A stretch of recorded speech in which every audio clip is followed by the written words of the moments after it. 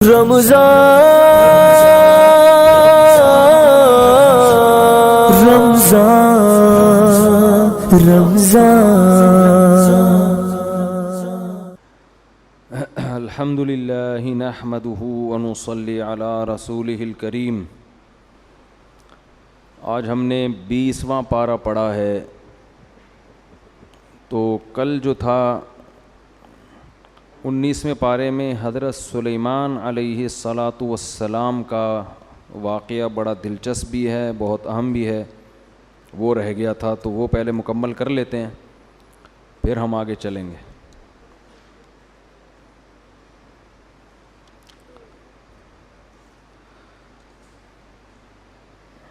وَلَقَدْ آتَيْنَا دَاوُودَ وَسُلَيْمَانَ عِلْمًا۔ اللہ فرماتے ہیں کہ ہم نے داؤد اور سلیمان کو علم عطا کیا۔ اس علم سے دین اور دنیا دونوں علوم مراد ہیں، کیونکہ آگے جس علم کا تذکرہ آ رہا ہے وہ دنیا کا علم ہے، اور دین کا علم تو پیغمبروں کے پاس ویسے ہی ہوتا ہے۔ انہوں نے فرمایا یا ایھا الناس علمنا منطق الطیر۔ حضرت داؤد اور سلیمان نے لوگوں سے خطاب کیا اور کہنے لگے کہ لوگوں، اللہ نے ہمیں پرندوں کی بولیاں سکھائی ہیں۔ پرندوں کی جو کنورزیشن ہے نا آپس میں، جو ان کا لنک ہے، جس طرح سے بھی اللہ نے ہمیں وہ بھی سکھا دیا ہے۔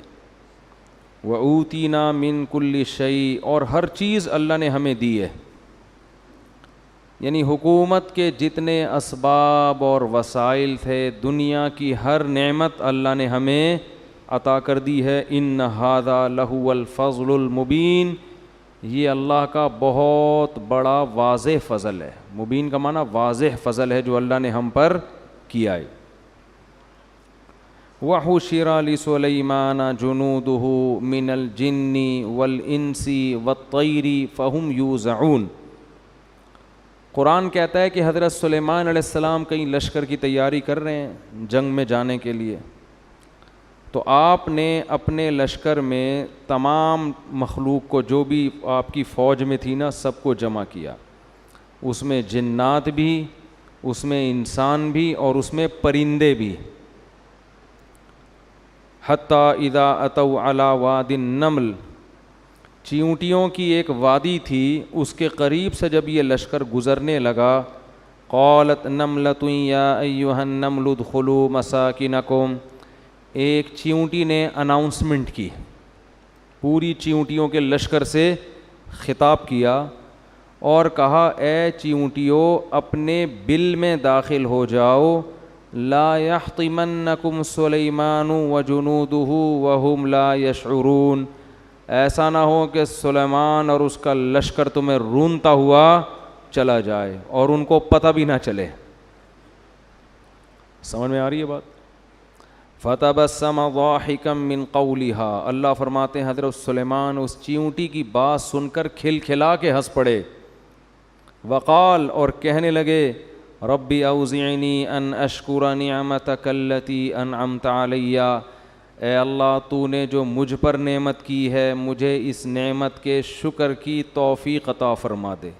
کتنا بڑا احسان کیا کہ چیونٹیوں کی آپس کی اناؤنسمنٹ اور ان کے لیڈر کا جو قوم سے خطاب ہے، وہ خطاب بھی میں سن بھی رہا ہوں اور سمجھ بھی رہا ہوں، تو مجھے اس نعمت پہ شکر کی توفیق عطا فرما دے جو نعمت تو نے مجھ پہ کی ہے، وعلی والدی، اور میرے والدین پر جو نعمت کی۔ میرے والدین کون ہیں؟ داؤد علیہ السلام اور ان کی جو بھی زوجہ ہوں گی، ان دونوں پر بھی تو نے نعمت کی ہے، اس کا بھی شکر کی توفیق دے۔ وَأَنْ أَعْمَلَ صَالِحًا تَرْضَاهُ، اور اے اللہ مجھے توفیق دے کہ میں ایسا اچھا عمل کروں جس سے تو خوش ہو جائے۔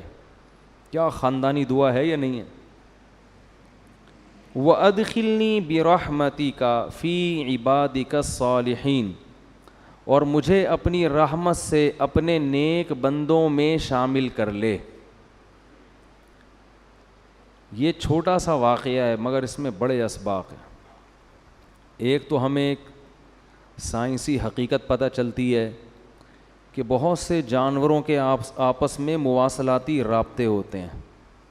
اب یہ جو پرندوں کی بولی ہے یا چیونٹیوں کی بات ہے، یہ ضروری نہیں کہ وہ انگلش میں یا عربی میں یا اردو میں تقریر کر رہی ہوں. ہو سکتا ہے وہ بغیر آواز کے کوئی بات کر رہی ہوں، کوئی سگنل، کوئی میسج دے رہی ہوں. آپ آج بھی دیکھیں پرندے اڑتے ہیں، ایسے لائن بنا کے قطار بنا کے چلتے ہیں اور ان کا آپس میں رابطہ ہوتا ہے. امریکہ میں ایک جنگل ہے جہاں سے تتلیاں ہزاروں کلومیٹر ہجرت کر کے دور جاتی ہیں. وہ حیران ہوتے ہیں کہ یہ اتنے کلومیٹر دور موسم کی تبدیلی میں وہاں، پھر وہاں سے پوری فوج یہاں آتی ہے. ان کا آپس میں رابطہ ہوتا ہے. بلکہ اب تو یہاں تک دریافت ہو گیا ہے کہ بعض جانور سمندر کے ایک کنارے پہ انڈے دے کے دوسرے کنارے پہ پہنچتے ہیں. ان جانوروں کا ان انڈوں سے جب بچے نکلتے ہیں نا، ان سے ان کا رابطہ ہوتا ہے. ہمارے ایک رشتہ دار وہ اس میں ہیں مرچنٹ نیوی میں، تو انہوں نے کہا کہ ایک دفعہ ہمارے جہاز پہ کچھ سائنسدان آئے. وہ سائنسدانوں نے سمندر کے کچھ جانور تھے جن کے اوپر کوئی آلات نصب کیے. پوچھا گیا بھائی یہ کیا کر رہے ہو؟ انہوں نے کہا کہ ہم اس پہ حیران ہیں کہ یہ جو سمندری مخلوق ہے یہ سمندر کے ایک کنارے پہ انڈے دیتے ہیں، لیکن ان انڈوں اور ان سے جب بچے نکلتے ہیں تو ان کی ماؤں کا ان سے رابطہ رہتا ہے. تو یہ کون سی ریز ہیں جو ان کی کھوپڑی سے نکل کے ان کی کھوپڑی میں ٹرانسفر ہو رہی ہیں، یہ کیسے پہنچتے ہیں؟ اس کی سیٹنگ ہو رہی ہے، اس کو ٹریس کرنے کی کوشش کر رہے ہیں. اتنا عجیب اللہ کا نظام ہے. یہ ایسے ہی تھوڑی کائنات خود بخود وجود میں آ گئی اور ایسے ہی اتفاق سے بس ڈارون پھینک کے چلا گیا اور ہماری یونیورسٹی میں اس کو کیچ کر کے لوگ اس پھینکے ہوئے مال کو پڑھ بھی رہے ہیں اور اس فضول ترین لٹریچر کو پڑھا بھی رہے ہیں اور دہریے ہو رہے ہیں. سمجھتے نہیں ہو بات؟ اب موبائل کے ذریعے ہمارے رابطے ہوتے ہیں.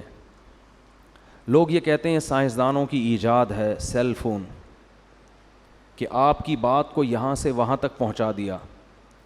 سائنس کسی چیز کی موجد نہیں ہوتی، یاد رکھو. سائنس کسی چیز کو ایجاد نہیں کرتی، پہلے سے موجود چیزوں پر مطلع ہو جاتی ہے. یہ بہت خاندانی اور ٹیکنیکل پوائنٹ کی بات ہے. اس کو سمجھنے کے لیے کھوپڑی کا بیدار ہونا ضروری ہے. بہت ٹیکنیکل بات ہے. یہ سائنس کی جتنی ایجادات ہیں نا، یہ حقیقت میں اللہ کی قدرت کی دلیل ہیں. سائنسدانوں نے کچھ بھی نہیں بنایا، پتہ چلا ہے. اس کی مثال ایسے ہے، گولڈ کتنا چمکدار ہوتا ہے نا. کیا خیال ہے؟ گولڈ کو گولڈ کہتے ہی اس لیے ہیں. اولڈ کو پتہ نہیں کیوں گولڈ کہتے ہیں، میری سمجھ میں آج تک آیا نہیں ہے. حالانکہ وہ تو چمکدار کہتے ہیں نا، اولڈ از گولڈ، لیکن اولڈ تو عجیب صحیح ہوتا ہے. ٹھیک ہے نا. تو خیر کچھ محاورے چل پڑے ہیں، کچھ چیزیں اولڈ اچھی ہوتی ہیں. خیر اب آپ سونار کے پاس گئے، آپ نے کسی کے ہاتھ میں سونا دیکھا، کوئی لاکٹ دیکھا، کوئی زیور دیکھا. کہاں سے لیا؟ جی مجھے فلاں سونار نے دیا ہے.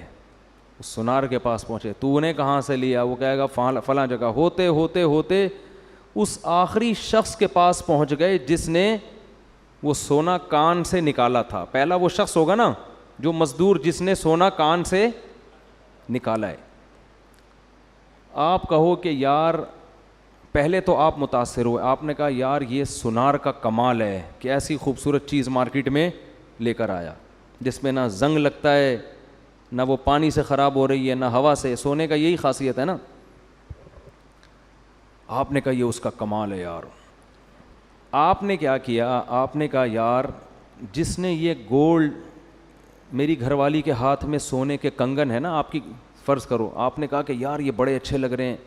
تو آپ نے کہا بیگم یہ جس نے بھی یہ گولڈ دیا ہے نا، یہ بنایا ہے، میں اس کو نوبل انعام دلوانا چاہتا ہوں.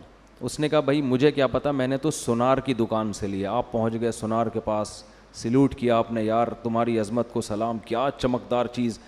وہ کہے گا بھائی میں نے تو صرف اس کو کیا کیا ہے، ایک خاص شکل میں ڈھالا ہے، میں نے تو خود کہیں اور سے لیا ہے. آپ کہو گے پھر تم نے جس سے لیا اس کو سیلوٹ ہے یار. آپ وہاں پہنچ گئے بھائی، وہ کہے گا بھائی ہم نے تو خود ہول سیل کی مارکیٹ سے اٹھایا ہے، ہم تو سیل پرچیز کرتے ہیں، باقی ہمیں کیا پتا. آپ نے کہا اچھا تم نے کہاں سے لیا, میں اس کو انعام دلواؤں گا. آپ وہاں پہنچ گئے.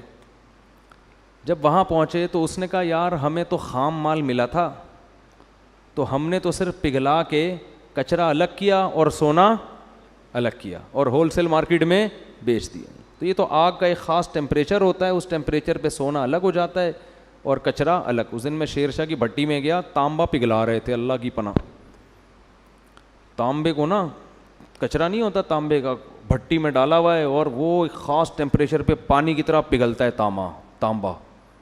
تو اس کو چھانتے ہیں, کچرا الگ تانبا الگ. ایسا جہنم کا منظر, اللہ کی پناہ یار. تو خاص ٹیمپریچر پہ بھائی وہ تجربہ کر کے ان کو پتہ چل گیا کہ سونا کس ٹیمپریچر پہ پگھل جاتا ہے, اس سے کچرا الگ سونا الگ. تو ہم نے تو یہ کام کیا ہے, اس پہ تھوڑا سا شکریہ بنے گا ان کا کہ یار کمال ہے آپ کا, ایک خاص ٹیمپریچر پہ محنت کرتے ہیں آپ اور سونے کو پگھلا کے, لیکن یہ کریڈٹ آپ کو نہیں جاتا. تو آپ نے کہاں سے لیا ہے؟ یہ سونا بنانے کا کریڈٹ آپ کو نہیں جاتا, آپ نے کہاں سے لیا؟ تو وہ کہے گا بھائی میں نے تو فلاں ساؤتھ افریقہ میں کھدائی ہو رہی ہے, وہاں سے ان سے ہمارا ٹھیکا چل رہا ہے, ہم وہاں سے کچرا اٹھاتے ہیں. آپ نے کہا یار اس کا مطلب جو وہاں کھدائی کرنے والا ٹھیکیدار ہے نا, یہ پھر اس کا کمال ہے, اس کو انعام ملنا چاہیے, ایسی خوبصورت چیز مارکیٹ میں لا رہا ہے. آپ وہاں پہنچے, وہ کہے گا بھائی یہ تو میرا کمال نہیں ہے, مجھے تو یہ سائنسدانوں نے بتا دیا کہ ادھر پڑا ہوا ہے کچھ مشینیں آلات کے ذریعے. تو نکالنے والے کون ہیں؟ یہ مزدور ہیں. اب مزدور رہ گئے انعام دینے کے لیے. آپ مزدوروں کے پاس گئے, انہوں نے کہا بھائی ہمیں کیا پتہ, ہمیں تو یہاں کچھ چمک والی چیزیں نظر آئی تھیں, ہم نے کھدائی کی, ہمیں سائنسدانوں نے بتایا, جو زمین کے ماہرین ہوتے ہیں, ہم نے نکال کے کچرا مارکیٹ میں پھینکتے رہتے ہیں, صفائی آگے ہوتی رہتی. آخر میں کمال کس کا بنتا ہے؟ جس نے اس زمین میں پیدا کیا. تو پتہ چلا پیدا کسی اور نے کیا ہے, اصل تو اس کا کمال ہے. باقی تو سب اس میں یا تو کچھ تبدیلی کر رہے ہیں یا اس پر مطلع ہو رہے ہیں کہ یہ ہے کہاں. بنانے والا ان میں سے کوئی بھی بولو نہیں ہے. کمال اس کا ہے جس نے مٹی کے اندر سونا پیدا کر دیا. ایسی اس کی کیا اس نے فارمولا بنایا اس کے اندر, وَأَنزَلْنَا الْحَدِيدَ فِيهِ بَأْسٌ شَدِيدٌ وَمَنَافِعُ لِلنَّاسِ. سورہ حدید کا نام ہی لوہا ہے. اللہ کہتے ہیں ہم نے زمین میں لوہا اتارا ہے جس میں لوگوں کے بے پناہ فائدے اور اس میں لوگوں کی تجارت ہے, منفعت ہے. کیسا اسکریپ کا کاروبار ہوتا ہے کہ نہیں ہوتا. لوہا بھی ہے, پیتل بھی ہے, تانبا بھی ہے اور کاپر بھی ہے, پتہ نہیں کیا کیا چیزیں اللہ نے زمین کے اندر اتار دی ہیں. تو جو بنانے والا ہے نا, یہ سارا کریڈٹ اصل میں اس کو جاتا ہے. تو یاد رکھیں جتنی سائنسی ایجادات ہیں اس میں سائنس موجد کسی چیز کی نہیں ہے, کریٹر نہیں ہے. بنانے والا کون ہے؟ اللہ. موبائل کی مثال لے لیں, سائنس صرف مطلع ہوتی ہے اللہ کی بنائی ہوئی چیز پہ. یہ جو آپ یہاں فون کرتے اور ڈائریکٹ امریکہ میں آپ کی کال ملتی ہے, السلام علیکم. وعلیکم السلام, کیا حال ہے بھائی, طبیعت ٹھیک, سب سیٹ چل رہا ہے, مارکیٹ میں کوئی پرابلم تو نہیں ہے, ہاں بھائی ٹھیک. ایک دم آپ کی بات وہاں اور ان کی بات یہاں. آپ بولتے ہو یار سائنسدانوں کا کمال ہے. ایک کمال سے مجھے ایک لطیفہ ضرور یاد آتا ہے سائنس کے کمال سے. ایک آدمی ملتان جا رہا تھا ٹرین میں نا, ٹرین اوپر برتھ میں سو رہا تھا, وہ دیہاتی آدمی تھا. تو ٹرین وہاں جا کے رک گئی, وہ سوتا رہا, اس کو پتہ ہی نہیں چلا. ٹرین دھل دھلا کے واپس آ رہی ہے کراچی کی طرف. تو نیچے سیٹ پہ جو بندے بیٹھے ہوئے ہیں وہ اس کو نہیں پتا, وہ بیچارہ آنکھ ہی نہیں کھلی اس کی. اب جب ٹرین واپس آ رہی ہے تو وہ نیچے جھانک کے نیچے سیٹ والوں سے پوچھتا ہے کہاں جا رہے ہو. انہوں نے کہا کراچی. کہتے ہیں سائنس کی ترقی ہے, ایک ہی ٹرین ہے, اوپر والی برتھ ملتان جا رہی ہے, نیچے والی سیٹ کراچی جا رہی. سائنس کی ترقی ہے. یہ دن بھی ہمیں اپنی زندگی میں دیکھنا نصیب ہوا. ایک ہی ٹرین میں اوپر والی برتھ ملتان, نیچے والی سیٹ کراچی. تو سائنس کی ترقی کا لفظ جب بھی میں زبان سے نکالتا ہوں نا, مجھے یہ ترقی یاد آتی ہے, یہ والی بھی یاد آتی ہے. تو ہم یہ کہتے ہیں یار ہم ادھر فون ملاؤ, ٹھک ٹھک ٹھک, ایک دم ہماری بات کہاں پہنچنا شروع, امریکہ. وہ وہاں سے بات کر رہا ہے, پتہ نہیں یار یہ سائنس کی ترقی. اصل میں اللہ نے یہ ریز پہلے سے پیدا کر کے خلا میں زمین میں چھوڑی ہوئی ہیں. یہ ریز پہلے سے موجود ہیں. اللہ کو پتہ تھا کہ ایک وقت آبادی اتنی کثرت سے بڑھ جائے گی کہ ان میں جو کمیونیکیشن گیپ ہے وہ ختم کرنا ضروری ہوگا, اور اس ختم کرنے کے لیے زمین میں ریز چھوڑ دو.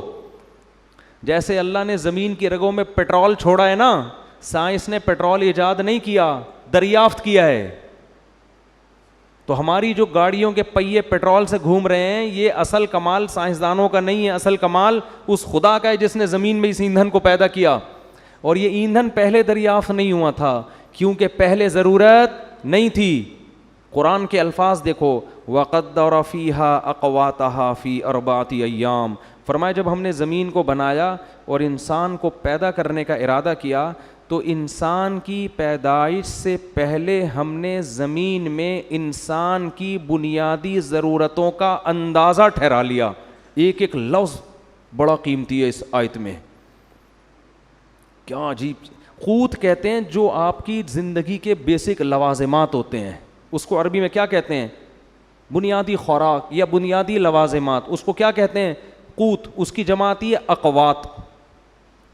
قرآن یہ نہیں کہہ رہا کہ انسان کی بنیادی ضرورتیں ہم نے پہلے سے زمین میں پیدا کر دیں. نا نا نا نا نا, پیدا کر دی ہوتی نا تو پھر پتہ ہے کیا ہوتا؟ آدم علیہ السلام جب دنیا میں آتے تو جتنی بنیادی ضرورت کی چیزیں ساری اللہ نکال کے ان کے سامنے رکھ دیتا. یہ گیس ہے بھائی, یہ پیٹرول ہے, یہ فلانا ہے, یہ موبائل فون ہے, یہ فلانا, سب چیزیں. فرمایا نہیں, قدرا, اندازہ ٹھہرایا, مینجمنٹ ہوئی ہے. تقدیر کہتے ہیں مینجمنٹ, کہ کس وقت کس چیز کی ضرورت پڑے گی اس حساب سے وہ چیزیں اس کے اندر اس نے, بولو نا, رکھ دیں, پیدا کر دیں. جب حضرت آدم دنیا میں آئے تو کسی چیز کی ضرورت نہیں تھی, بس کھودو, زمین میں پودا لگاؤ, کھاؤ, ٹھیک ہے نا, اور کچھ نہیں چاہیے. جب آبادی بڑھے گی, پھڈے ہوں گے, اس میں لڑائیاں ہوں گی, اللہ نے لوہے کو, انسان ترقی کرتے کرتے کہاں تک پہنچ گیا؟ لوہے تک. اس نے لوہے کے ہتھیار بنانا شروع کیے, اس نے لوہے کے برتن بنانا شروع کیے, لوہے کی پلیٹیں بنانا شروع کی, لوہے کے تیر بنانے شروع کیے اس نے. آبادی بڑھنے لگی, لوگ ہجرت کر کے دور دور علاقوں میں جانے لگے. اب ان میں آپس میں رابطہ کیسے ہو؟ تو سمندر کی کشتیاں لوگوں نے بنانا شروع کی. زمین سے لوہے کو نکال کے لوہے کے جہاز بنانا شروع کر دیے. تو یہ سب چیزیں نا وقت کے ساتھ ساتھ.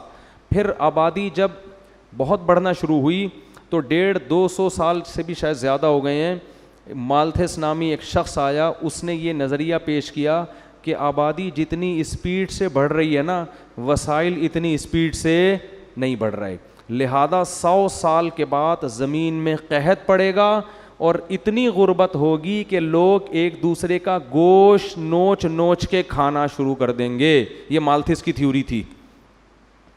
لہذا آبادی کو کیا کرو؟ بولو, روکو. مالتھس کی تھیوری کو گزرے ہوئے 150-200 سال ہو گئے. لوگوں کو جتنی اونچی سطح کا رزق آج مل رہا ہے, ماہرین معیشت کہتے ہیں تاریخ میں ایسا رزق کبھی بھی نہیں ملا. کیوں؟ مالتھس بے وقوف کو یہ نہیں پتا تھا, وہ کیلکولیٹر میں کیلکولیشن کر رہا تھا کہ ٹماٹر پیدا ہونے کی اسپیڈ یہ ہے اور بچے پیدا ہونے کی اسپیڈ اس سے زیادہ ہے, تو ٹماٹر کم پڑ جائیں گے, بچے زیادہ. گندم کی اسپیڈ یہ ہے, بچوں کی اسپیڈ یہ, تو گندم کم ہو جائے گی, بچے زیادہ. اس کو یہ نہیں پتا تھا کمبخت کو کہ بے وقوف آدمی, بچہ پہلے پیدا ہوتا ہے, ماں کی چھاتیوں میں دودھ بعد میں ہوتا ہے, یہ کیلکولیٹر میں نہیں آتا. بہت مشکل ہے بھائی, بات سمجھ. پیدا تو ہونے دو, اللہ چیزیں پیدا کرے گا. گدے گھوڑوں کا دوڑ تھوڑی رہے گا, زراعت ڈبل ہو جائے گی اس سے, اس لیے کہ مشینیں ایجاد ہو جائیں گی. اللہ نے انسان کے لیے لوہا زمین میں اتارا ہے, جس میں قرآن کہہ رہا ہے فیہ منافع, بے شمار منفعتیں رکھ دی اس لوہے میں. اس لوہے میں ایک منفعت یہ بھی تھی کہ جس اللہ نے انسان کو لوہا نکالنا سکھایا, جس اللہ نے انسان کو لوہا پگھلانا سکھایا, وہ اللہ انسان کو کیا ٹریکٹر بنانا نہیں سکھائے گا؟ کہ بھائی وہ مالتھس تو بات کر رہا ہے بیل سے جب ہل جوتے جاتے تھے, ٹھیک ہے نا, تو مشینیں ایجاد ہوں گی, اور مشینوں کو چلانے کے لیے یہ جنگل کی لکڑیاں نہیں چلائیں گی, زمین کی رگوں میں تیل دوڑ رہا ہے, اس تیل پر انسان مطلع ہوگا. اور پھر دمام میں آپ جا کے دیکھو کیسے کنٹینر لوڈ ہو رہے ہیں پیٹرول کے, ڈیزل کے. کبھی یہ منظر اپنی آنکھوں سے جا کے دیکھو, انسانی عقل حیران ہو جاتی ہے, اتنا تیل زمین سے نکل رہا ہے کہ اسے دیکھ کے آپ کہو گے انسان نے تو زمین کا تیل نکال دیا بھائی. ٹھیک ہے نا, زمین کی واٹ لگا دی ہے, لیکن زمین کو کچھ بھی نہیں ہو رہا. زمین نے اپنا سینہ کشادہ کیا ہوا ہے, نکالو, یہ اللہ نے تمہارے لیے پیدا کیا. اتنی رزق کی فراوانی, اتنی رزق کی فراوانی کہ ایجادات کرتے کرتے انسان تھک جاتا ہے, مگر وہ ایجادات ختم ہونے کا نام نہیں لے رہی. تو اس لیے مالتھس کا وہ جو تھیوری تھی نا, وہ بھی اب انتہائی بوسیدہ, اور ہماری یونیورسٹیوں میں کچرا جو مال بک رہا ہے نا, جس کو ہمارے پڑھے لکھے لوگ قبول کر رہے ہیں, جو قرآن و سنت کے بھی خلاف, مشاہدے کے بھی خلاف, وہ اس کچرا تھیوری کو پڑھ رہے ہیں, جس کو گورا بھی نہیں مانتا, جس کو گورا کہتا ہے یہ بکواس تھیوری تھی, اس کا نہ کوئی سر ہے نہ کوئی پیر ہے. اس پہ میں نے حوالوں کے ساتھ ایک دفعہ ایک بیان ریکارڈ کروایا تھا. گوروں کے ماہرین معیشت کے حوالے دیے تھے کہ پہلے زمانے میں جو معیشت کو مضبوط کرنے کی تھیوریز تھی نا, وہ سب کی سب وہ کیلکولیشن ساری غلط ہو چکی ہیں, وہ فارمولے چینج ہو چکے ہیں. خیر, تو اللہ تعالیٰ اصل میں کیا کرتا ہے, چیزوں کو پیدا کرتا ہے, انسان صرف مطلع ہوتا ہے. تو پتہ نہیں کیا کیا اور چیزیں ایسی رہ گئی ہیں جو ابھی ہم مطلع نہیں ہوئے ان کے اوپر.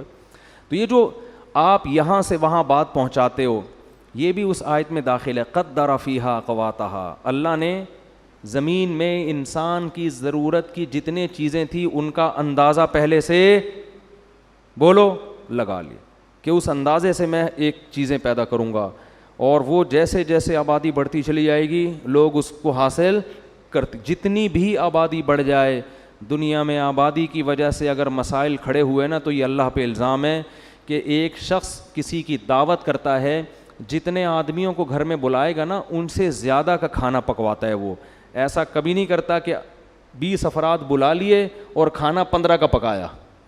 تو اللہ بھی کہہ رہے ہیں انسان کمبخت, تیرے پیدا ہونے سے پہلے میں نے زمین میں اندازے لگا لیے تھے کہ اس کو کیا کیا چاہیے ہوگا, تو وہ تیری سوچ سے زیادہ ہیں, کم نہیں ہیں. سمجھ میں آ رہی ہے تو ٹھیک ہے, نہیں تو رہنے دو, جیسے چل رہے ہو ویسے ہی. 2 بچے ہی اچھے, 2 بچے ہی اچھے.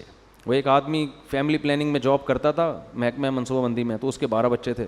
تو کسی نے کہا خود تو دوسروں کو کہتے ہیں 2 بچے ہی اچھے, خود 12 رکھے ہوئے, کہہ رہے ہیں ان میں اچھے صرف 2 ہی ہیں, ان میں اچھے صرف 2 ہی ہیں. ٹھیک ہے, تو میں نے صحیح کہا تھا 2 بچے ہی اچھے, باقی سارے گندے. لیکن الٹے لطیفے بھی بنے ہوئے ہیں. ایک آدمی کے 24 بچے تھے, کسی نے کہا تمہیں فیملی پلاننگ والے تنگ نہیں کرتے آ کے؟ کہتے ہیں آئے تھے, وہ اسکول سمجھ کے واپس چلے گئے. ٹھیک ہے نا. تو خیر, تو قدر فیہا اقواتہا. تو اب یہ دیکھو حضرت سلیمان علیہ السلام نے جو چیونٹی کی آواز سنی, اس سے ہمیں پتہ چلتا ہے کہ ان جانوروں میں آپس میں کیا ایک مضبوط نظام ہے. شہد کی مکھیوں میں ہے, دیمک میں ہے. دیمک جو اپنا گھر بناتی ہے نا, اس پہ باقاعدہ کتابیں لکھی گئی ہیں سائنسدانوں نے, کیا شاہکار, مل کے کام کرتے ہیں سب آپس میں, کام ڈیوائیڈ ہوتے ہیں, تو نے یہ کرنا ہے, تو نے یہ کرنا ہے. ٹیمپریچر کو مینٹین رکھنے تک کا اللہ نے علم عطا کیا ہے دیمک کو. دیمک جو بناتی ہے نا مٹی کا گھروندہ, آپ اس کو ہلکا نہ سمجھیں, اس میں ٹیمپریچر کیسے مینٹین ہوگا, وینٹیلیشن کا کیا انتظام ہوگا, ان تمام چیزوں کی کیلکولیشن کر کے دیمک گھر بناتی ہے. میں نے دیمک کی گھر پہ ایک سائنسدان کی پوری کتاب پڑھی ہے, میں پڑھ کے حیران ہو گیا کہ یار دیمک کے پاس اتنی کھوپڑی کہاں سے آ گئی. ایسا ہی نہیں. اب یہ چیونٹیوں کو دیکھو جو گھر بناتی ہیں, جو بل بنانے کے بعد جو باہر ان کا چیونٹوں کا اور چیونٹیوں کی جو بجری پڑی ہوئی ہوتی ہے, کیسی گول گول, کیسی خوبصورت انداز سے ہوتی ہے نا. ابھی کچھ دن پہلے میں نے کیا دیکھا, ایک چیل نے اٹیک کیا نا, میں جا رہا ہوں ایک دم نیچے آئی ہے, میں ڈر گیا کہ یہ تو ایئر اٹیک ہو رہا ہے, اللہ خیر کرے. کیا ہے, نیچے ایک تنکا پڑا ہوا تھا, اس کو اٹھا کے لے گئی. کیا اللہ کی قدرت کی دلیل ہے یار. جگہ جگہ سے تنکے جمع کر رہی ہے, کیوں؟ اس کے انڈے دینے کا وقت آ گیا ہے. اسے اللہ نے سکھایا اب تو انڈے دے گی, پہلے تیری شادی ہوگی پھر تو انڈے دے گی, اور اب ساری زندگی انڈے ہی نہیں دینا, تو نے کچھ کام بھی کر. کہتے ہیں نا انڈے دے رہا ہے کہ یہاں بیٹھ کے, لوگ کہتے ہیں نا. گھروندہ بنا رہی ہے, اپنا گھونسلہ بنا رہی ہے. کتنے خوبصورت خوبصورت گھونسلے پرندے بناتے ہیں, کیسے ان کو آپس میں ان کو جوڑتے کتنے خوبصورت انداز میں ہیں. آپ یوٹیوب پہ سرچ کریں. اچھا, انگلش میں جو ڈاکومنٹریز ہیں جانوروں پر اور عربی میں ہیں, ان میں بڑا فرق ہے. گورا جب ڈاکومنٹری بناتا ہے تو بس جانور کے بارے میں رپورٹ پیش کرتا ہے, کہ دیکھو یہ کیسے بنا رہا ہے, کیا خوبصورت, اور یہ کیا نظام, اور کیسے اپنے بچوں کی حفاظت کر رہا ہے, بس اس میں اللہ کا کوئی تصور نہیں ہوتا. عرب جو ڈاکومنٹری بناتے ہیں نا, یا اسی کو انگلش میں جب ٹرانسلیٹ کرتے ہیں گوروں کی بنی ہوئی, اس میں جگہ جگہ قرآن کی آیتیں لے کر آتے ہیں اور بتاتے ہیں کہ یہ کس کی قدرت کی دلیل ہے. تو بھائی جو بنانے, یہی تو کافر مسلم میں فرق ہے. کافر کو بنی ہوئی چیزوں سے دلچسپی ہے, بنانے والے سے کوئی سروکار نہیں ہے, اور مسلمان کو بنی ہوئی چیزوں سے اتنی دلچسپی نہیں ہے جتنی بنانے والے سے ہے. ذالکم اللہ ربکم خالق کل شیء. اللہ جب اپنی بنی ہوئی چیزوں کا قرآن میں تذکرہ کرتا ہے نا, تو کئی جگہ قرآن میں آ کے کہتے ہیں ذالکم اللہ, یہ ہے تمہارا اللہ جو تمہارا رب ہے, یہ ہے. گویا ہاتھ سے اللہ اشارہ کر رہے ہیں, یہ ہے رب.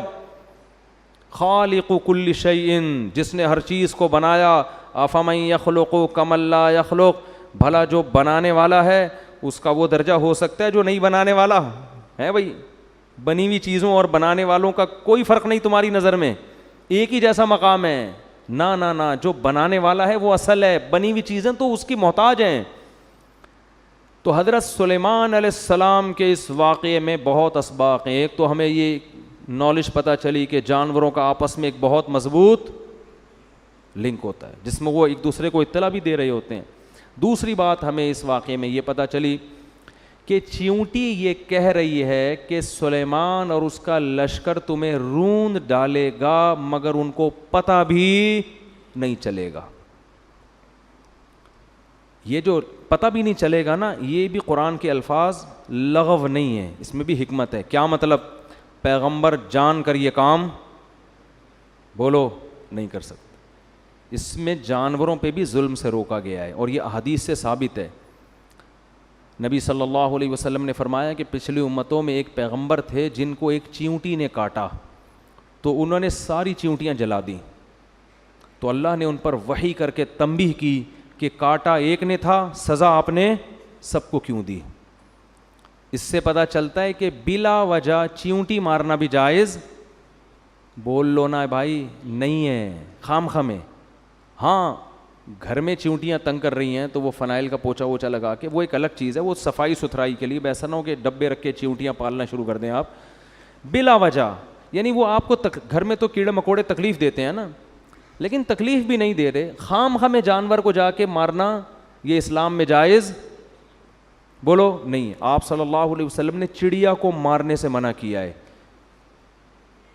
اجازت دی ہے جس نے چڑیا کو ذبح کر کے کھانا ہو, شکار کے لیے, کھانے کے لیے اس سے مار رہے ہو تو ٹھیک ہے, خام خواہ میں نشانے بازی کے لیے ٹھیک نہیں ہے.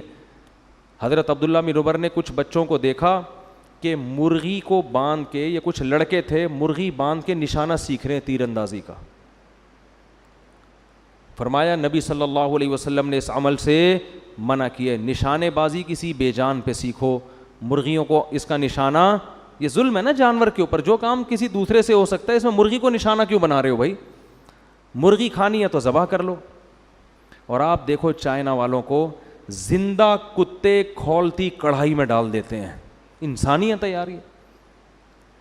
لیکن اسلام چونکہ اعتدال کا مذہب ہے, پہلے انسان ہے بعد میں جانور, اس لیے جہاں جانور انسان کی تکلیف کا سبب بنے گا تو پھر مارنے کا حکم ہے. مدینہ میں جب کتوں کی تعداد زیادہ ہو گئی تھی تو آپ نے صحابہ کو کتوں کے قتل کا حکم دیا, کیونکہ کتوں کی نسل بہت اسپیڈ سے بڑھتی ہے اور ان کے لیے کوئی محکمہ منصوبہ بندی, فیملی پلاننگ والوں کو انسانوں سے فرصت ملے گی تو کتوں کی طرف جائیں گے نا. جس کے لیے اللہ نے کائنات کو بنایا انسان, اس کی تو نسل روکی جا رہی ہے. جو مقصود کائنات نہیں ہے ان کو مارنے پر جو جانوروں کی جو این جی اوز ہیں نا ان کی طرف سے پابندی. کراچی میں کتا مارنے پر پابندی ہے. یہ کتا پن ہے یا نہیں ہے بتاؤ؟ یہ کیسا کتا پن ہے یار؟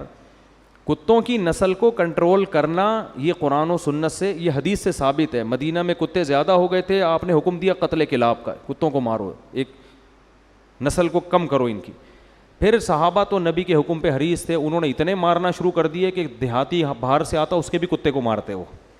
تو آپ نے منع کیا, فرمایا ما لکم وللکلاب, تمہیں کیا ہو گیا کتوں کے بارے میں؟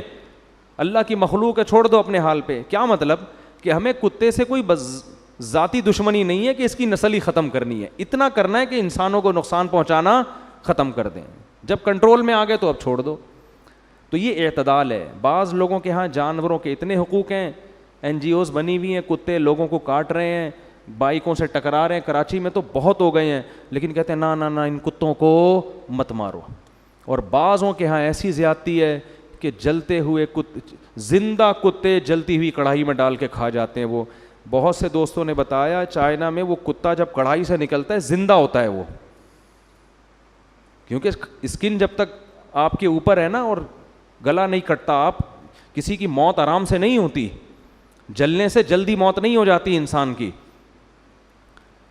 تو وہ کس قدر جانور کے ساتھ ظلم ہے.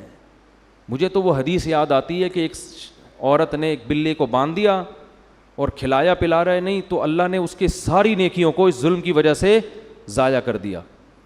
تو کس قدر ظلم ہے. آپ صلی اللہ علیہ وسلم نے فرمایا جانور کو جب ذبح کرو تو ذبح میں بھی اس کو آرام پہنچاؤ. چھری تیز ہونی چاہیے, ایسے دانے والی نہیں ہونی چاہیے کہ گھنٹے پہ کاٹ رہے ہیں اس کو.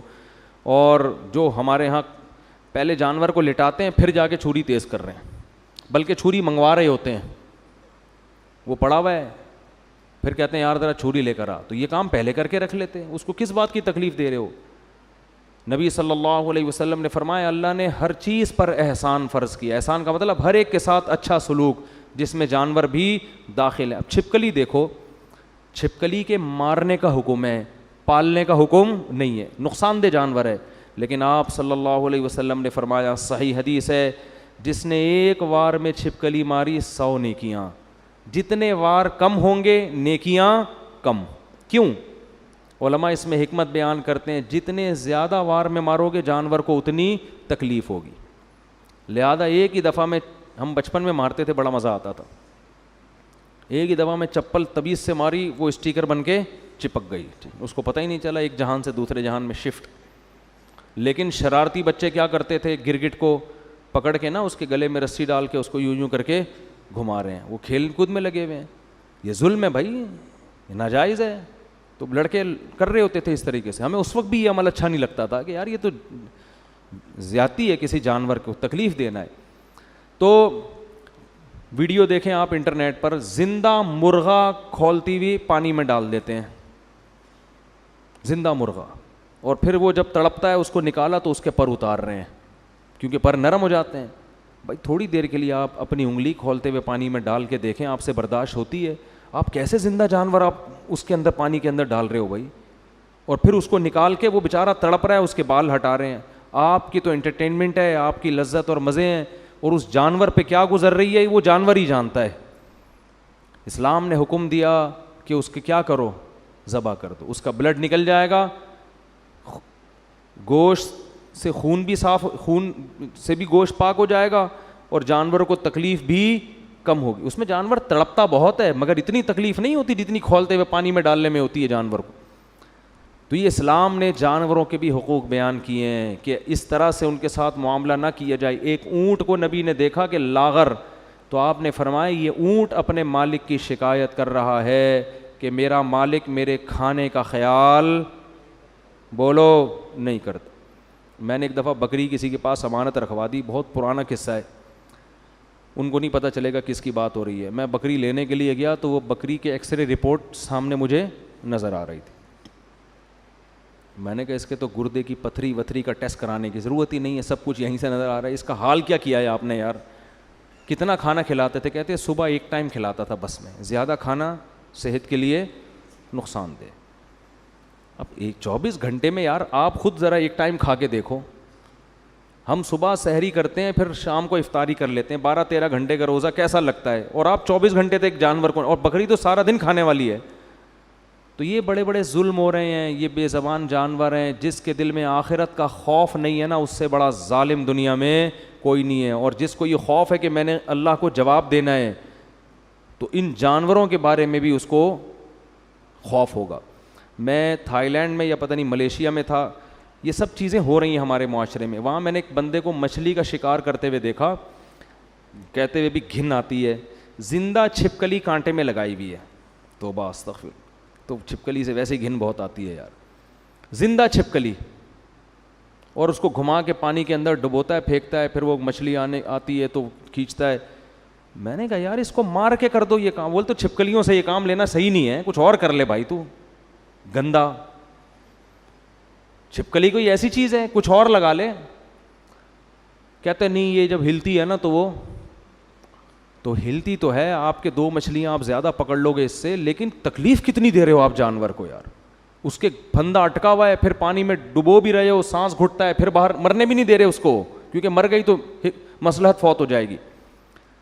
اس سے بڑا ظلم بعض لوگ یہ بھی کرتے ہیں کہ سمندر میں کانٹا لگا کے رات کو چھوڑ کے چلے گئے, صبح آ کے نکال لیا. اب رات کو جو مچھلی کانٹے میں پھنسی ہے, پوری رات اس کے جبڑے میں اس کانٹے, آپ ذرا اپنے جبڑے میں کانٹا گھسا کے دیکھو, آپ کو 2 منٹ میں اندازہ ہو جائے گا. ساری رات وہ کیا کرتی ہے, تڑپتی رہتی ہے. جال کا معاملہ الگ ہے, جال لگا کے چلے جاؤ اس سے کچھ نہیں ہوتا, کانٹا لگا کے آپ جائیں نہیں, جیسے ہی آئیے اس کو کھینچ کے باہر نکالیں. تو یہ سارے جانوروں پہ ظلم ہے جن کا قیامت کے دن حساب دینا پڑے گا. ہاں اس میں اعتدال کی راہ ہے کہ اب ایسا نہ ہو کہ چیونٹی مارنا ناجائز ہے تو اب دیکھ دیکھ کے چلنا شروع کر دیں کہ میرے پاؤں کے نیچے کہیں چیونٹی نہ آ جائے. اتنی تکلف کی ضرورت نہیں ہے. وہم لا یشعرون, سلیمان علیہ السلام بھی دیکھ دیکھ کے نہیں چل رہے تھے لشکر میں کہ نیچے جو آ گیا تو آ گیا, اب تھوڑی اتنا کسی کے پاس. تو چیونٹیوں نے اسی وجہ سے کہا کہ بھائی سلیمان اور اس کا لشکر تمہیں رونتا ہوا نکل جائے گا اور ان کو پتہ بھی نہیں چلے گا. کہتے ہیں ایک روایت ہے, پتہ نہیں صحیح ہے ضعیف ہے, کہ حضرت سلیمان نے چیونٹی کو بلا کے پوچھا کہ تجھے پتہ ہے کہ میں پیغمبر ہوں اور پیغمبر کسی پہ ظلم نہیں کرتا, تو میرے بارے میں کیسے بدگمان ہو گئی کہ میں رونتا ہوا چلا جاؤں گا. تو چیونٹی نے کہا کہ سلیمان آپ تو بڑے سمجھدار ہیں, آپ کو پتہ نہیں میں نے وہم لا یشعرون بھی کہا ہے کہ ان کو پتہ نہیں چلے گا. ٹھیک ہے نا, چیونٹی کے بارے میں کس کو پتہ چلتا ہے. تو خیر سلیمان علیہ السلام, قرآن کہتا ہے فتبسم ضاحکا من قولها, کھلکھلا کے ہنسے اس کی بات. تو ہاں تو میں جلدی نقطے بیان کرتا. پہلا نقطہ ہمیں پتہ چلتا ہے کہ جانوروں کا آپس میں رابطہ ہوتا ہے, بڑا عجیب اللہ کا بنایا ہوا نظام ہے. دوسرا ہمیں یہ پتہ چلتا ہے کہ جانور پہ بھی ظلم کرنا ناجائز ہے. تبھی چیونٹی نے کہا ان کو پتہ نہیں چلے گا, یعنی وہ گویا یہ اقرار کر رہی ہے پتہ چل جائے تو شاید یہ سائڈ سے گزر جائیں. اور تیسرا ہمیں اس سے یہ بھی پتہ چلتا ہے کہ اللہ جب کسی کو کوئی نعمت دے تو فوراً دعا کرنی چاہیے. حضرت سلیمان علیہ السلام نے اس نعمت پہ فخر نہیں کیا بلکہ فوراً اللہ کا شکر ادا کیا. کوئی بھی نعمت ہو فوراً اللہ کی طرف منسوب, میرے اللہ کا کب. غیر مسلم یہ نہیں کرتا, مسلمان کیا کرتا ہے, اللہ کی طرف. اور چوتھا کام حضرت سلیمان نے کیا کیا کہ نعمت کے ملنے سے بگڑنے کا خطرہ زیادہ ہوتا ہے, نعمت کے چھننے پہ بگڑنے کا خطرہ زیادہ نہیں ہوتا. غموں میں اللہ یاد آتا ہے, نعمتوں میں یاد نہیں آتا. تو حضرت سلیمان اللہ سے دعا کر رہے ہیں کہ اللہ تو نے مجھے نعمتیں تو دے دی کیسی کیسی کہ چیونٹیوں کی باتیں سن رہا ہوں میں, مجھے خطرہ اس بات کا ہے کہ کہیں میں ناشکرانہ بن جاؤں, کہیں میں خود پسندی میں, عجب میں, تکبر میں مبتلا نہ ہو جاؤں. تو میں تجھ سے دعا مانگتا ہوں اوزعنی ان اشکر نعمتک, کہ تو مجھے توفیق دے کہ میں شکر بھی کروں اس کا. جو اللہ والے لوگ ہوتے ہیں ان کو نعمت ملنے پر اتنی خوشی نہیں ہوتی, ان کو اس بات کی خوشی زیادہ ہوتی ہے کہ اس کے شکر کی توفیق ملے. کیونکہ نعمت ملنے کے بعد اگر شکر کی توفیق نہیں مل رہی تو یہ نعمت نہیں ہے, یہ الٹا عذاب ہے اللہ کا. تو اس لیے نا جب بھی کوئی نعمت ملے بار بار اے اللہ مجھے شاکر بنا, یہ زیادہ بڑی نعمت ہے. دیکھو کسی کو تھوڑی نعمت ملی, شکر کی توفیق مل گئی, یہ زیادہ خوش قسمت ہے اس شخص سے جس کو نعمتیں زیادہ ملیں مگر شکر کی توفیق نہیں مل رہی. اور شکر پتہ ہے کسے کہتے ہیں, نافرمانی نہ ہو.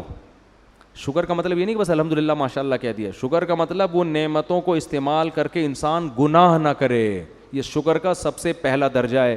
تو جب بھی نعمتیں ملیں اور ہم سب کو ملی ہوئی ہیں تو اللہ سے دعا مانگنی چاہیے اللہ مجھے اس کی شکر کی توفیق دے. کیا مطلب, مجھے گناہ کرنے سے بچا لے, ایسا نہ ہو میں تیری نافرمانی میں لگ جاؤں.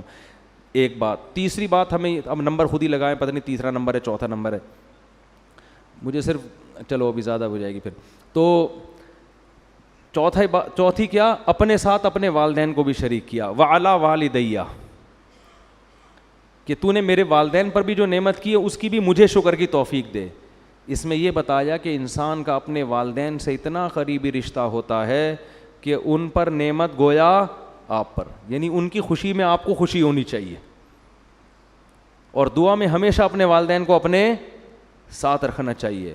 اور پھر آگے کیا کہہ رہے ہیں, وَأَنْ أَعْمَلَ صَالِحًا تَرْضَاهُ, ایسا نہ ہو کہ ان نعمتوں میں پڑھ کر تجھے بھول جاؤں, مجھے ایسے اچھے عمل کی توفیق دے جس سے تو خوش رہے مجھ سے. اصل میرا مسئلہ کیا ہے, ایسا نہ ہو تو ناراض ہو جائے مجھ سے.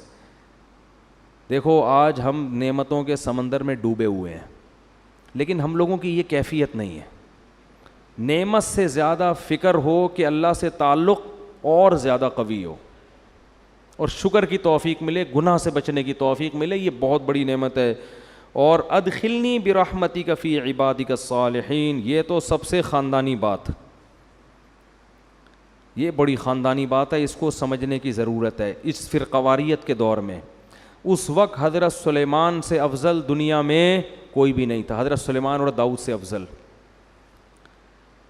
اور اتنے معجزے ان کو مل رہے ہیں, اسی لیے نا کہ افضل تھے سب سے.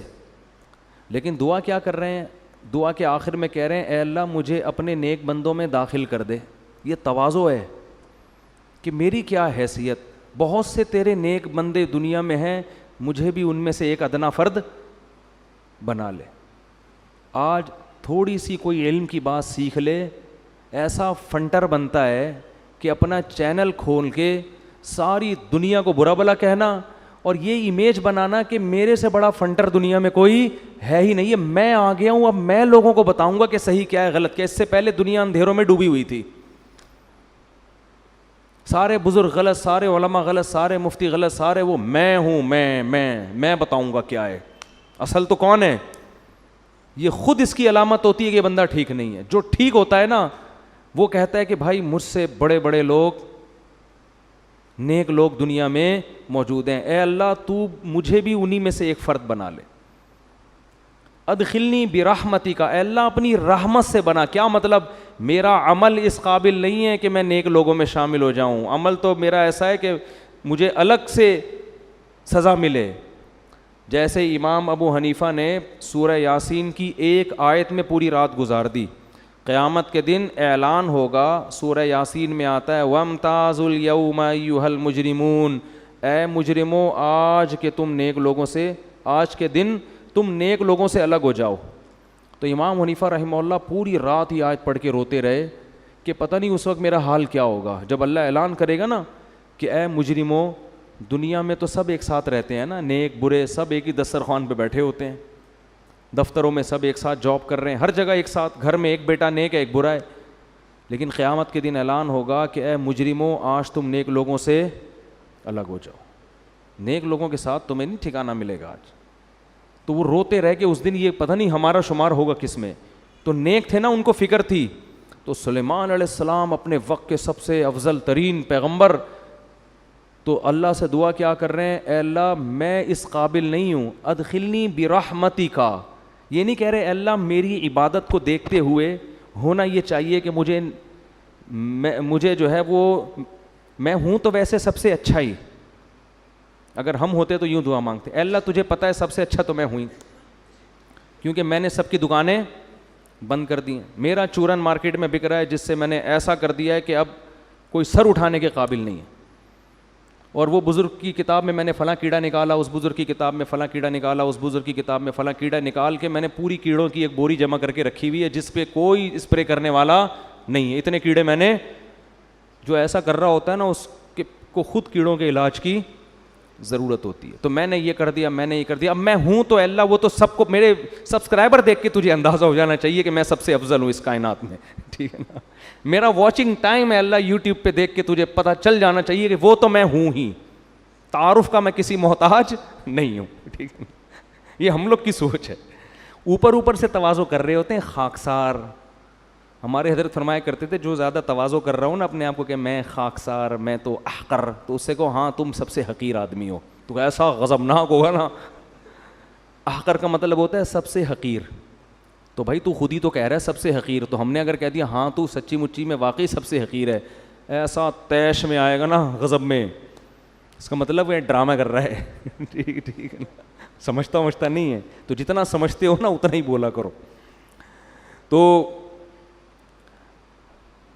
تو ہم ہوتے تو ہم کیا کہتے؟ اللہ میں تو ہوں سب سے افضل، اور میری نیکیاں بھی اور اتنے معجزے بھی مجھے تو نے دیے ہیں، تو ایسا کر تو یہ جتنے نیک لوگ ہیں نا، ایک تو یہ ہیں نہیں نیک، ڈرامے باز ہیں، ان کو تو سچی مچی کا نیک بنا دے اور ان کو بھی میری فہرست میں شامل کر لے، جیسا میں ہوں ان کو بھی تو ہدایت عطا فرما۔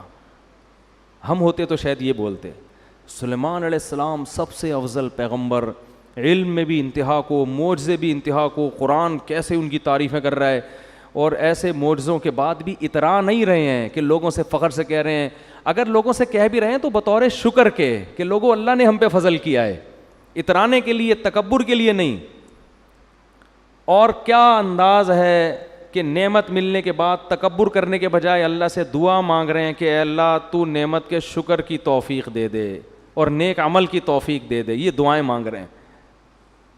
اور پھر اپنی رحمت سے، میرا عمل نہیں ہے، ادخلنی برحمتک فی عبادک الصالحین، اے اللہ اپنی رحمت سے اپنے نیک بندوں کی فہرست میں مجھے بھی شامل کر لے۔ یہ ادا اللہ کو پسند ہے، لیکن آج کل مارکیٹ میں یہ ادا شارٹ ہوتی جا رہی ہے۔ ہمارے والد صاحب اللہ ان کی مغفرت فرمائے، ایک بڑی اچھی بات کہتے تھے، بیان کرتے تھے نا، کہتے تھے کہ جو شخص تھوڑی بہت نماز تہجد پڑھ لے نا آج، اس کو اپنے بارے میں وہم ہونے لگتا ہے کہ امام مہدی میں ہی ہوں۔ حقیقت خطرہ ہوتا ہے کہ امام مہدی میں ہی ہوں، اور واقعی سچی مچی کا وہم ہوتا ہے۔ والد صاحب کے پاس ایک شخص آیا مسجد میں نا، بہت عبادت کرتا تھا ہماری مسجد میں، صبح کا کوئی وظیفہ، بہت عبادت گزار تھا۔ تو میرے والد صاحب نے ہمیں خود بتایا، کہیں بیان کر رہے تھے، ہم بھی بیٹھے ہوئے تھے، تو کہنے لگے، ایک بندہ آیا میرے پاس، مجھے کہنے لگا کہ حافظ صاحب، ہمارے والد صاحب کو لوگ حافظ صاحب کہتے تھے، حافظ صاحب آپ سے مجھے ایک چھاؤں میں آ کے بات کرنی ہے۔ چھاؤں کا لفظ تو میں کہہ رہا ہوں، سائڈ پہ نا کوئی بات کرنی ہے۔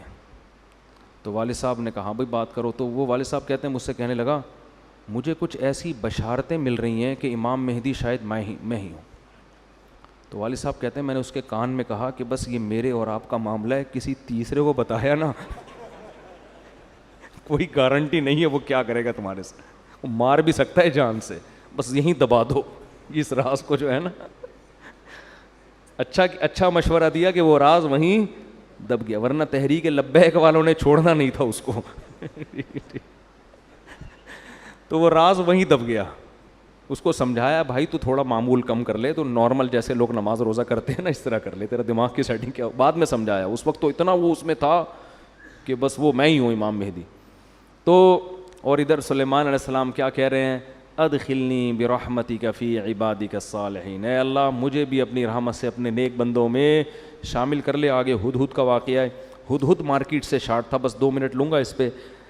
سارے پرندے جمع ہو گئے، لیکن دیکھا کہ ہدہد مارکیٹ سے شارٹ۔ اس زمانے میں سلیمان علیہ السلام کے دور میں مارکیٹ سے شارٹ ہونے کی اجازت نہیں تھی، مارکیٹ میں ہر وقت مناسب ریٹ پر اویلیبل ہونا ضروری تھا۔ تو فرمایا ما لی الا اری الہدہد، مجھے کیا ہو گیا کہ مجھے ہدہد نظر نہیں آ رہا، ام کان من الغائبین، ایسا ہے کہ مجھے نظر نہیں آ رہا یا وہ واقعی مارکیٹ سے شارٹ ہے، یعنی یہ ممکن ہے کہ ہو یہاں کہیں چھپا بیٹھا ہو، مجھے نظر نہیں آ رہا۔ اس سے یہ بھی پتہ چلتا ہے کہ انبیاء عالم الغیب نہیں ہوتے۔ کنفیوز تھے حضرت سلیمان علیہ السلام کہ ابھی یہاں ہے یا کہیں گیا ہوا ہے۔ پھر فرمانے لگے لأعذبنہ عذابا شدیدا، میری پرمیشن کے بغیر کیسے چلا گیا، میں اس کو پتہ چل گیا نا کہ نہیں ہے، سخت ترین عذاب دوں گا، او لأذبحنہ، یا اس کو ذبح کر دوں گا میں، او لیأتینی بسلطان مبین، جب تک میرے پاس غیر حاضری کی مضبوط دلیل لے کر نہیں آتا اس وقت تک معافی نہیں ہے۔ آپ کہیں گے ابھی جانوروں پہ رحم کے فضائل بیان ہو رہے تھے، ابھی ذبح کرنے کی باتیں ہو رہی ہیں، ادھر چیونٹی کو بھی پاؤں نہیں رکھا جا رہا جان کر، ادھر ہدہد کو ذبح کرنے کی دھمکیاں۔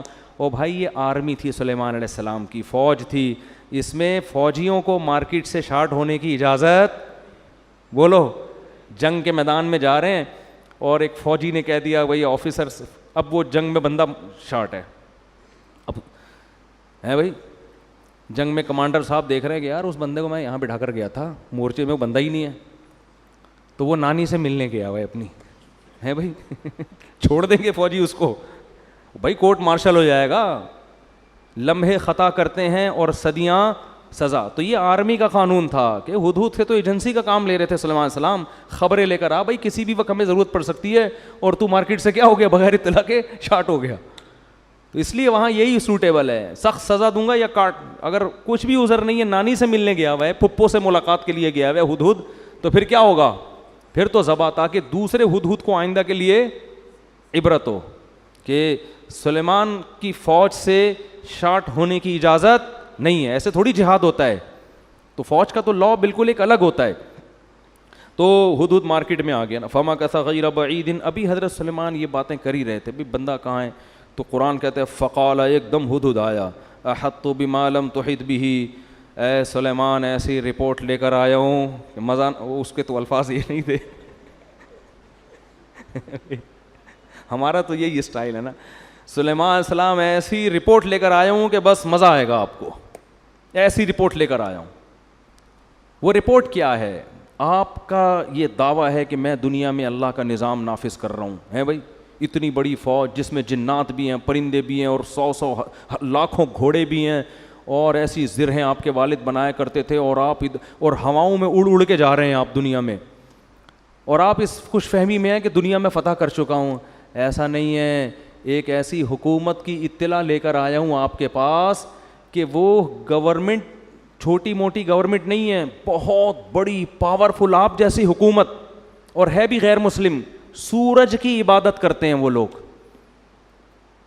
یعنی چھوٹی موٹی حکومت ہوتی تو ہم کہتے کہیں کونے کھانچے میں آپ سے چھپی رہ گئی ہوگی, ہو جاتا ہے چھوٹے موٹے گاؤں تو گوگل بھی ٹریس نہیں کر پاتا نا, گوگل ٹھیک ہے نا, سیٹلائٹ سیاروں سے اوجھل ہو جاتے ہیں, پوری ایک ریاست ہی آپ کی نظر سے اوجھل ہو, تو یہ تو بہت بڑی ہم سب کے لیے شرمندگی کی بات ہے.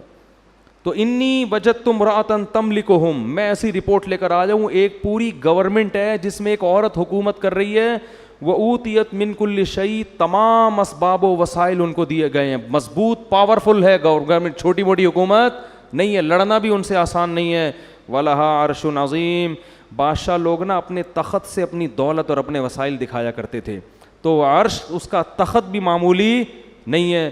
لیکن میں دیکھتا ہوں وجدتها وقومها يسجدون للشمس من دون اللہ, پوری ریاست اس ملکہ سمیت اللہ کو چھوڑ کے سورج کو سجدہ کر رہے ہیں, اور آپ کو پتہ ہی کوئی نہیں ہے. بھائی اتنا بڑا جرم افراد نہیں کر رہے, پوری ایک اسٹیٹ کر رہی ہے, اور بہت پاورفل, اور آپ کو پتہ ہی ہے. بھائی آپ یہاں بیٹھے ہیں, میں یہ کر رہا ہوں, میں یہ کر رہا ہوں, آپ کو پتہ ہی کوئی نہیں.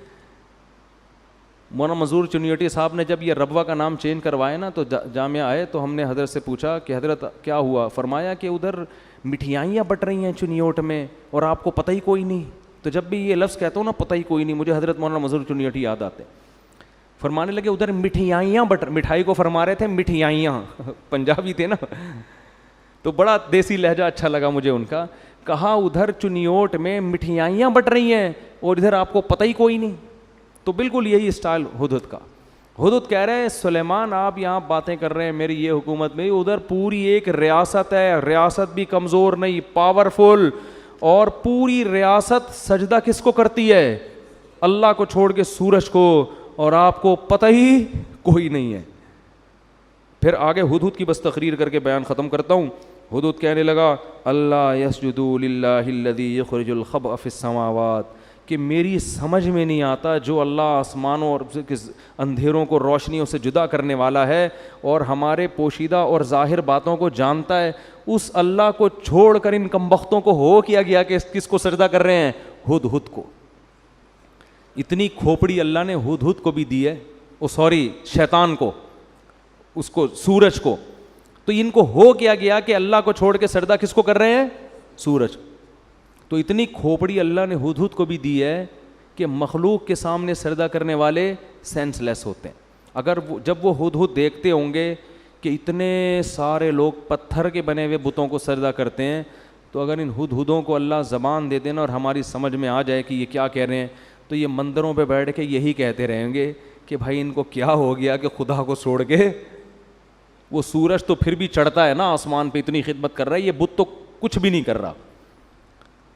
اور پھر اللہ لا الہ الا هو رب العرش العظیم, پھر ہدہد کہنے لگا اللہ وہ ذات ہے جس کے سوا کوئی عبادت کے لائق نہیں, اور وہ بہت بڑے عرش کا مالک ہے. سلیمان علیہ السلام نے پھر آگے کہا بھائی دیکھ تو نے بعض دفعہ انسان جب غائب ہوتا ہے نا تو کچھ کہانیاں گنتیاں سیکھ کے آ جاتا ہے.